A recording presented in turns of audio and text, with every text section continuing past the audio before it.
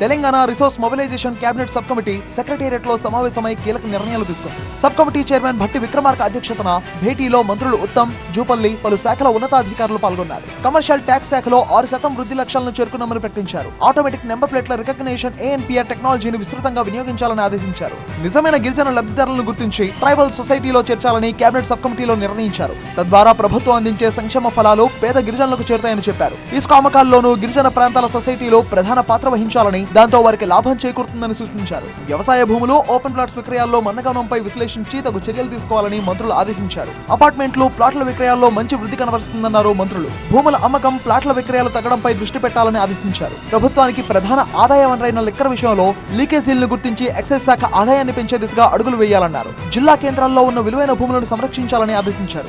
HMDA అనుమతుల ప్రక్రియ వేగవంతం చేయాలని సూచించారు మంత్రులు. ప్రస్తుతం 500 కోట్లుగా ఉన్న కమర్షియల్ ట్యాక్స్ ఆదాయ లక్ష్యం 600 కోట్లు పెట్టుకుని పనిచేయాలన్నారు మంత్రులు.